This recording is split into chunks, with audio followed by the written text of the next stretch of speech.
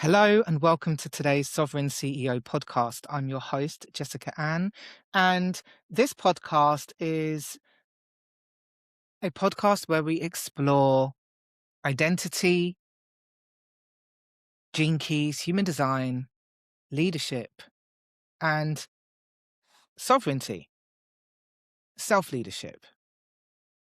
Today, I am coming on actually on an impromptu session because one of my audience, who I love dearly, just posed a really powerful statement, made a powerful statement, which made me pose a really powerful question.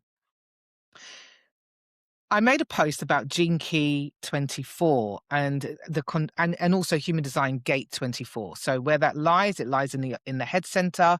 It's the other side of 61. So often when a gate is defined in our chart, the conditioning field of the other side of that gate, where that definition would be, is often where we get stuck. It's where our ego will identify with the patterning or the shadows and the gifts, and will identify with that, and we can experience the struggle, right?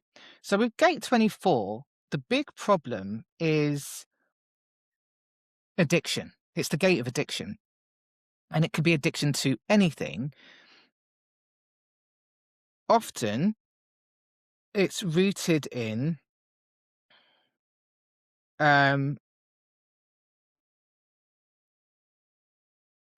a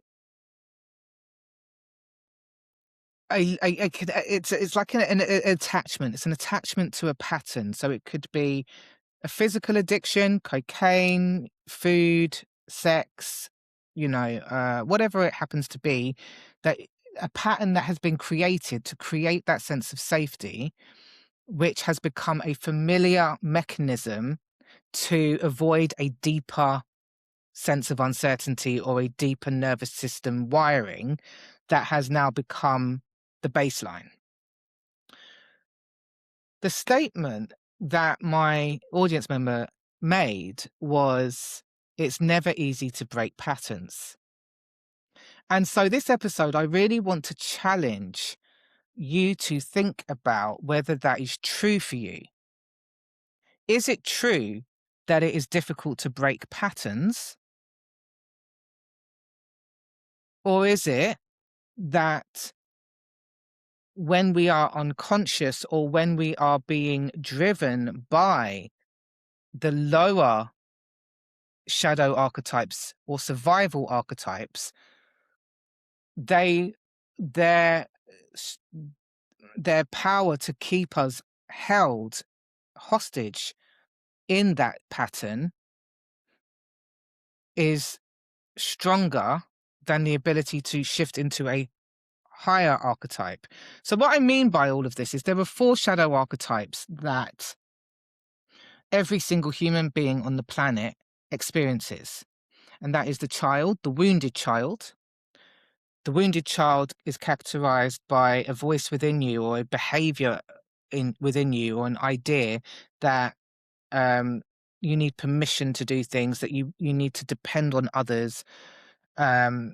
It can operate in multiple different ways. Then we have the saboteur or the stroke logician. And the saboteur and the logician is all about control. They want to know every single step. They are in the realm of logic. They need to know why. They can't surrender and trust. It's a very controlling archetype that will keep you, and designed to keep you in safety, to keep you in the familiar.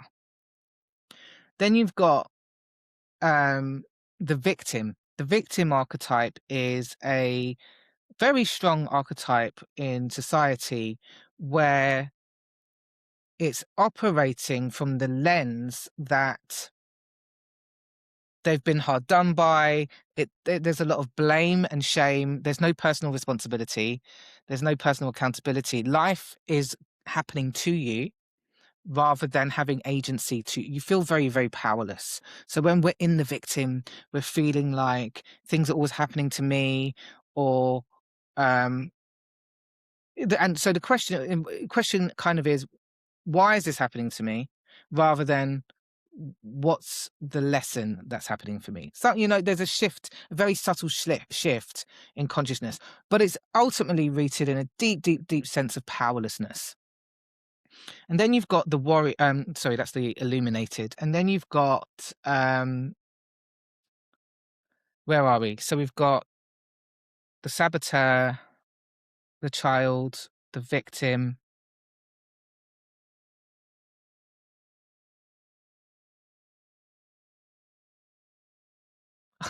My favorite. The prostitute. So the prostitute is governed by this need to fit in, this need to be accepted. So she will sell herself. She will she will negotiate her own belief to be accepted, or she'll negotiate, um, she'll under she'll undermine her own boundaries, to maintain safety, whether that's within a partnership, to belong in a job. She won't stand up. She won't, the prostitute's going to sell herself out in some way. And that could look as innocent as, um, not setting a healthy boundary with a partner or a connection that you'll have. It could be, and I'm looking from my own life experience. I'm looking at, you said that you're not interested in a situationship, but in order to maintain connection or safety or belonging or a sense of connection, you've entered into a one-sided dynamic that doesn't feel healthy or aligned for you, and you're betraying yourself, you're self-abandoning, because you fear that you're going to lose that connection. But what it is, it's not the connection, that you're going to lose. It's the belief that there's no one else. You're not going to be able to find somebody else. So there's that. Or when you find yourself, another way she could show up would be, I'm going to go and find a job because I don't truly believe that I can generate the income, because I don't believe that I'm responsible enough, or I don't have enough self-trust that I can actually command reality, or I can show up in a way that influences people enough to understand that I can solve a problem. And so therefore the value that I bring, I can have divine compensation for that. And so I'm going to, or, she will do something to sell herself out under an illusion and a lie, to create the familiar, maintain the familiar, or to maintain a sense of safety. So these four shadow archetypes are really the four shadow archetypes that are actually holding you in a pattern, because the voices that they hold are the ones that will keep you in the pattern. So let's come back to the question: are patterns in themselves difficult to break, or is it something else? Now, I'm going to give you a load of examples from myself, because what I believe it's not the pattern in itself that is difficult to break. I believe that once you have made a decision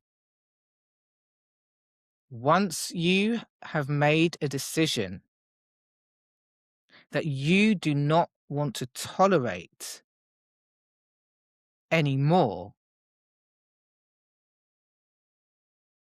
the experience that the pattern itself is keeping you in, and how it manifests in your life, that is the moment it can switch in an instant.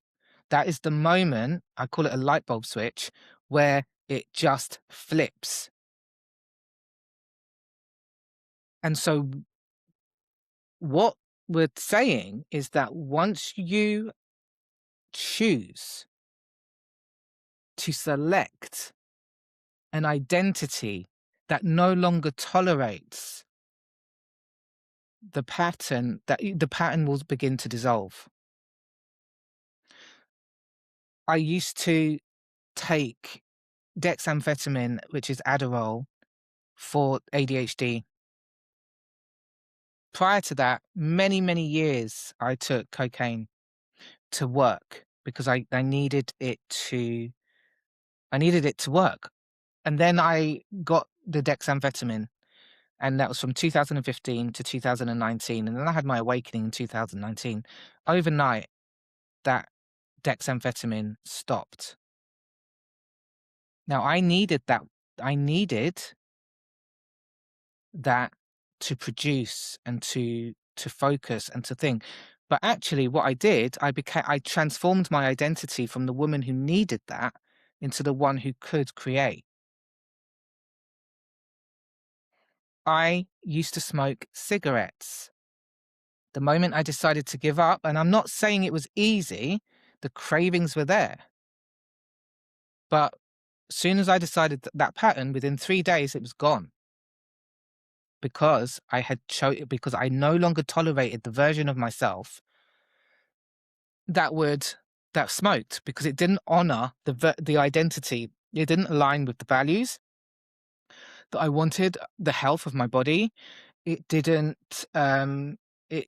So a pattern as addictive as nicotine was able to flip just like that, and I did it twice. I did it back in 2011. I'd been smoking since I was 12. Don't know how old I was until 11.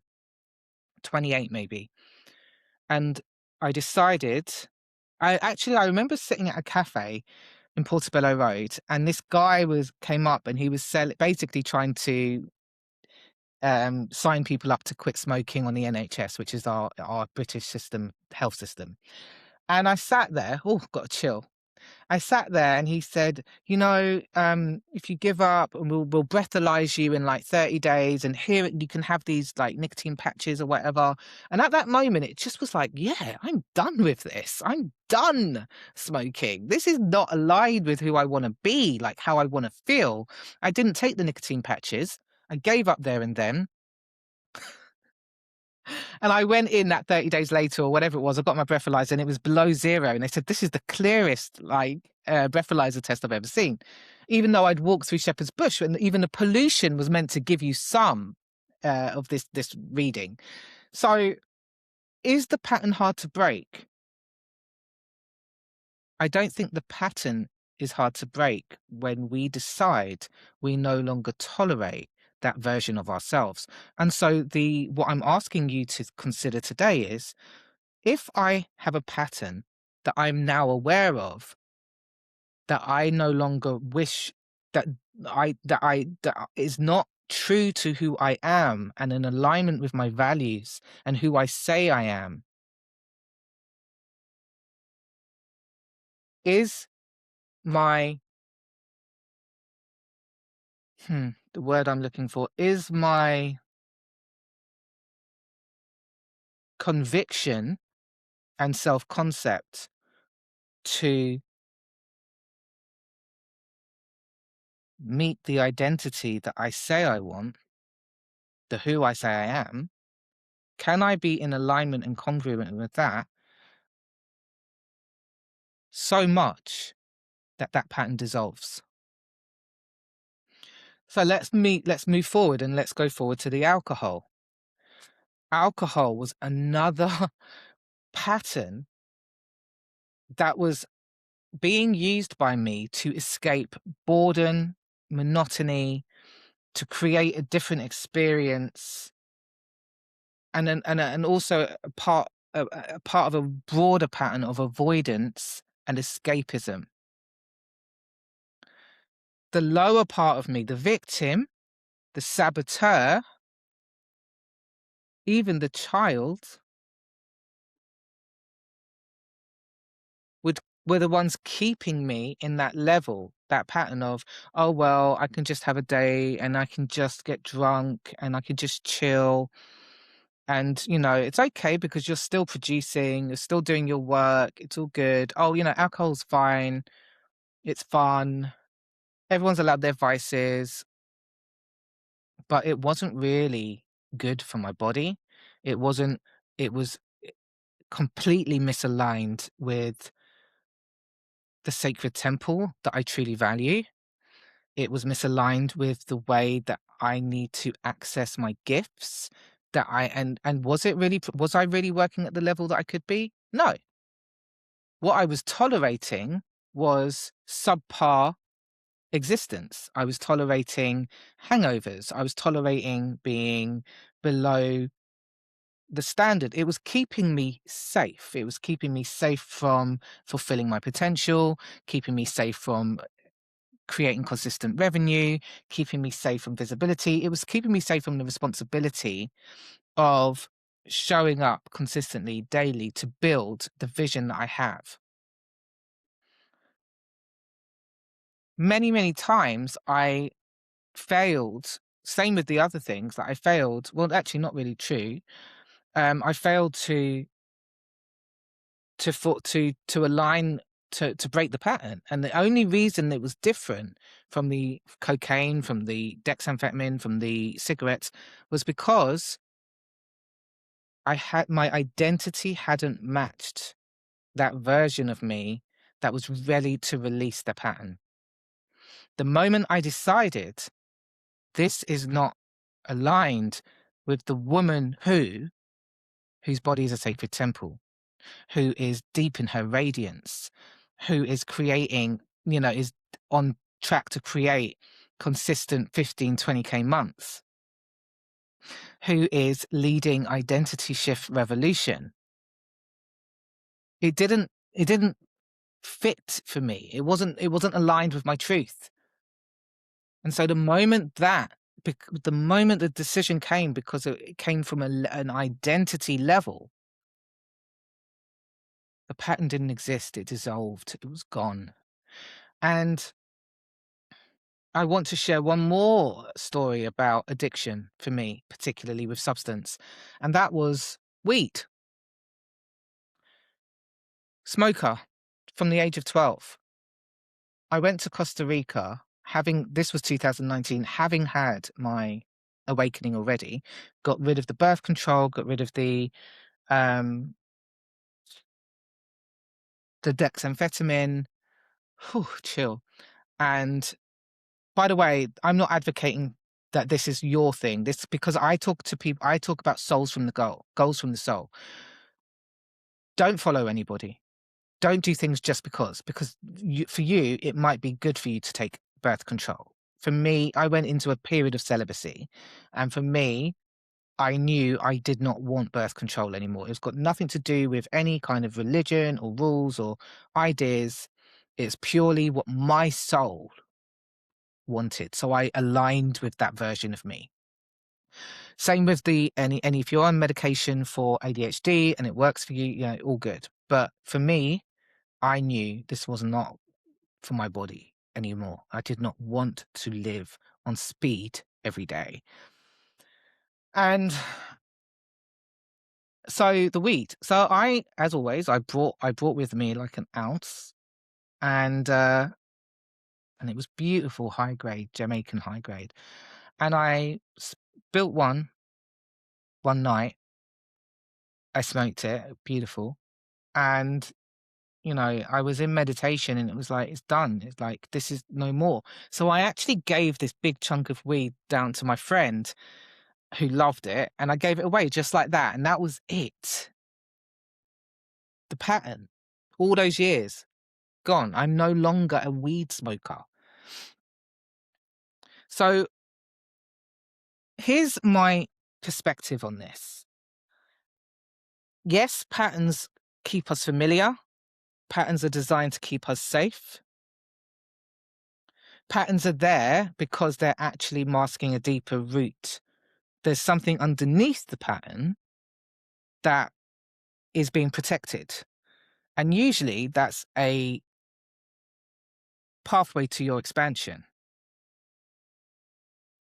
The moment a pattern can be broken pretty much instantly is when you make a decision. Number one, when you actually connect with the goals of your soul.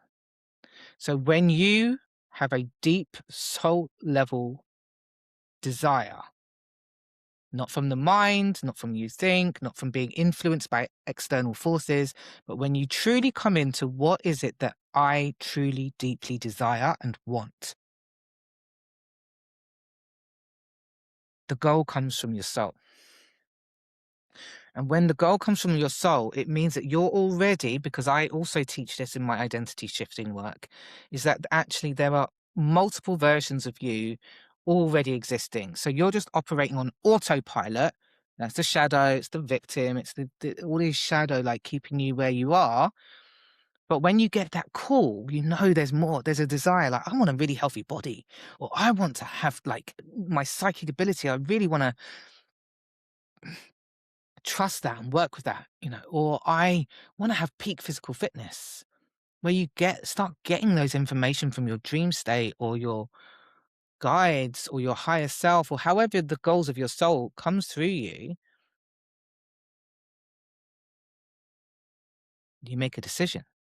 And when that decision is, I do not tolerate wasting days, feeling bloated, hungover, inconsistent, whatever it happens to be, that pattern will shift.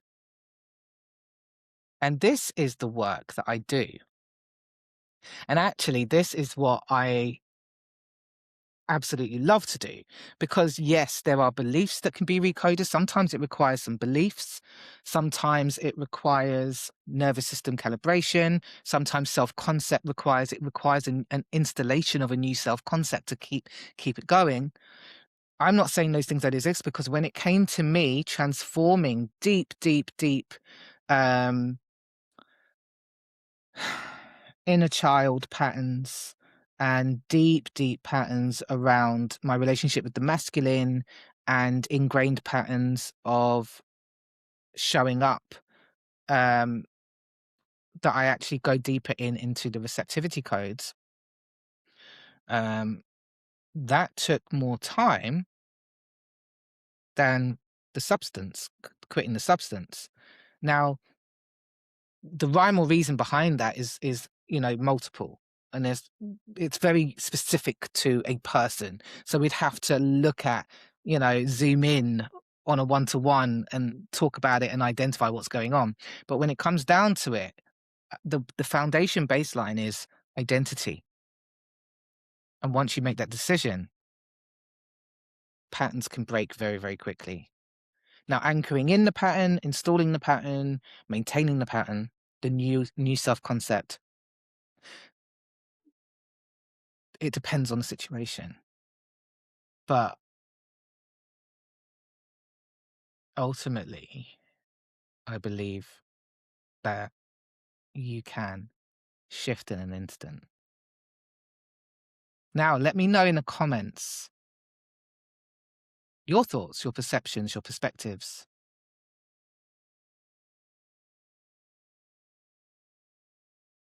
Where have you found pattern shifting very simple, and where has it been a challenge?